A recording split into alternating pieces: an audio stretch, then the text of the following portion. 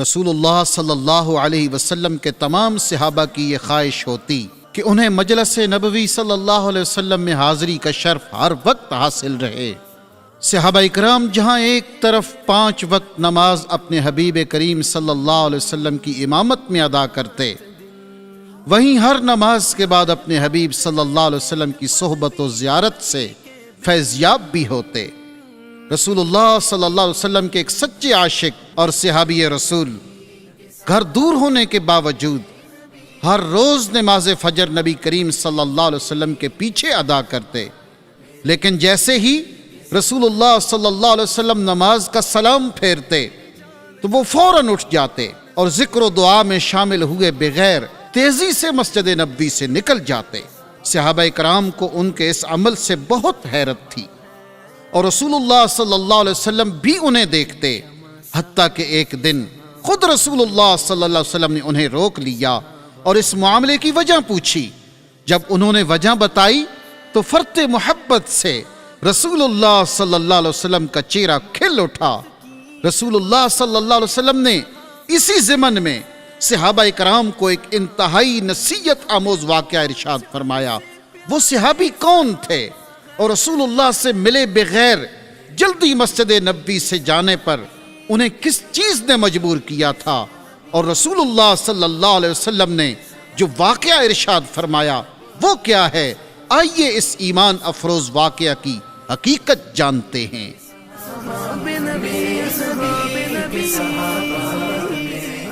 الحمدللہ رب العالمین وصلی اللہ علی سیدنا محمد وعلی آلہ وصحبہ وسلم اجمعین۔ سیدنا ابو دجانہ رضی اللہ تعالی عنہ انصاری صحابی ہیں۔ آپ کا نام سماک اور کنیت ابو دجانہ ہے۔ آپ بدر و احد اور دیگر غزوات میں رسول اللہ صلی اللہ علیہ وسلم کے ساتھ شریک رہے۔ سیدنا ابو دجانہ رضی اللہ تعالی عنہ رسول اللہ صلی اللہ علیہ وسلم کے سچے عاشق تھے، اور آپ کی ہر روز کوشش ہوتی کہ وہ نماز فجر رسول اللہ صلی اللہ علیہ وسلم کے پیچھے ادا کریں، لیکن نماز کے فوراً بعد اذکار اور دعا سے پہلے ہی آپ مسجد نبوی سے نکل جاتے۔ صحابہ کرام یہ دیکھ کر بہت حیران ہوتے۔ رسول اللہ صلی اللہ علیہ وسلم بھی ابی دجانہ کو دیکھتے رہتے۔ جب سیدنا ابو دجانہ کا یہی معمول رہا تو ایک دن رسول اللہ صلی اللہ علیہ وسلم نے ابو دجانہ کو روک کر پوچھا، اے ابو دجانہ، کیا تمہیں اللہ سے کوئی حاجت نہیں ہے؟ یعنی تم ذکر و دعا میں شریک کیوں نہیں ہوتے؟ سیدنا ابو دجانہ رضی اللہ تعالی عنہ نے عرض کی، کیوں نہیں یا رسول اللہ، میں تو لمحہ بھر بھی اللہ اور اس کے رسول کے رحم و کرم کے بغیر جی نہیں سکتا۔ رسول اللہ صلی اللہ علیہ وسلم نے فرمایا، پھر ہمارے ساتھ نماز ختم ہونے کا انتظار کیوں نہیں کرتے اور اللہ سے اپنی حاجات کے لیے دعا کیوں نہیں کرتے؟ سیدنا ابو دجانہ عرض کرتے ہیں، یا رسول اللہ، دراصل اس کا سبب یہ ہے کہ میرے پڑوس میں ایک یہودی رہتا ہے جس کے صحن میں کھجور کا ایک درخت ہے،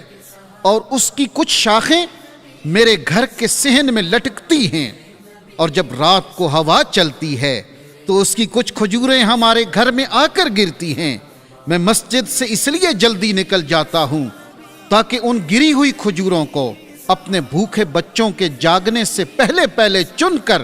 اس یہودی کے صحن میں پھینک دوں، کہیں ایسا نہ ہو کہ میرے بچے بھوک کی شدت کی وجہ سے ان کھجوروں کو کھا لیں۔ پھر سیدنا ابو دجانہ قسم اٹھا کے کہنے لگے، یا رسول اللہ، ایک دن میں نے اپنے بیٹے کو دیکھا جو اس گری ہوئی کھجور کو چبا رہا تھا۔ اس سے پہلے کہ وہ اسے نگل جاتا، میں نے اپنی انگلی اس کے حلق میں ڈال کر کھجور باہر نکال دی۔ یا رسول اللہ، جب میرا بیٹا رونے لگا تو میں نے کہا، اے میرے بیٹے، مجھے حیا آتی ہے کہ کل قیامت کے دن میں اللہ کے سامنے ایک چور کی حیثیت سے پیش کیا جاؤں۔ میرے نبی کے صحابہ، میرے نبی کے صحابہ۔ سیدنا ابو بکر صدیق رضی اللہ تعالی عنہ پاس کھڑے یہ سارا ماجرا سن رہے تھے۔ جذبہ ایمانی اور احوت اسلامی نے جوش مارا تو سیدنا ابو بکر صدیق رضی اللہ تعالی عنہ سیدھے اس یہودی کے پاس گئے اور اس سے کھجور کا پورا درخت خرید کر سیدنا ابو دجانہ اور آپ کے بچوں کو ہدیہ کر دیا۔ میرے نبی کے صحابہ، میرے نبی کے صحابہ، میرے نبی کے صحابہ۔ چند دنوں بعد جب یہودی کو اس سارے واقعے کا علم ہوا تو اس نے اپنے تمام اہل خانہ کو جمع کیا اور رسول اللہ صلی اللہ علیہ وسلم کے پاس آ کر مسلمان ہونے کا اعلان کر دیا۔ صحابہ اکرام رضوان اللہ تعالی اجمعین رسول اللہ صلی اللہ علیہ وسلم کے فرامین کو اپنی جان سے بھی بڑھ کر عزیز جانتے تھے اور ان پر بڑھ چڑھ کر عمل کرنے کی کوشش کرتے تھے۔ سیدنا ابو دجانہ رضی اللہ تعالی عنہ نے بھی اپنے حبیب صلی اللہ علیہ وسلم سے یہ حدیث سن رکھی تھی کہ آپ صلی اللہ علیہ وسلم نے فرمایا، قسم اس ذات کی جس کے قبضہ قدرت میں محمد کی جان ہے، آدمی اپنے پیٹ میں حرام کا لقمہ ڈالتا ہے تو 40 دن تک اس کی کوئی دعا قبول نہیں کی جاتی، لہٰذا وہ یہ کسی صورت میں بھی نہیں چاہتے تھے کہ ایک بھی حرام کا لقمہ ان کی اولاد کے پیٹ میں جائے، کیونکہ لقمہ حرام انسان کے باطن کو تاریک کر دیتا ہے۔ اسی لیے طریقہ برہانیہ کے شیخ طریقت امام اہل بیت سیدی فخر الدین شیخ محمد عثمان عبدو البرہانی ہمیشہ اپنے مریدین کو قطب الاقطاب شیخ ابراہیم القرشی الدسوقی کے اس قول کی نصیحت فرماتے ہیں کہ جب تک تمہاری زبان حرام کا ذائقہ چکھتی رہتی ہے تب تک تم احکام و معرفت میں کسی چیز کو نہیں پا سکتے، کیونکہ حدیث پاک میں نبی کریم علیہ السلام نے ایک آدمی کا ذکر فرمایا، یطیل السفر اشعث واغبر، جو طویل سفر کرتا ہے، بکھرے ہوئے بال اور جسم غبار آلود ہے، یمد یدیہ الی السماء، دعا کے لیے آسمان کی طرف اپنے دونوں ہاتھ پھیلاتا ہے، یا ربی یا ربی، اے میرے رب اے میرے رب، ومطعمہ حرام، جبکہ اس کا کھانا حرام کا ہے، ومشربہ حرام، اس کا پینا حرام کا ہے، وملبسہ حرام، اس کا لباس حرام کا ہے، وغذی بالحرام، اور اس کو غذا حرام کی ملی ہے، فأنى يستجاب لذلك، تو اس کی دعا کیسے قبول ہوگی؟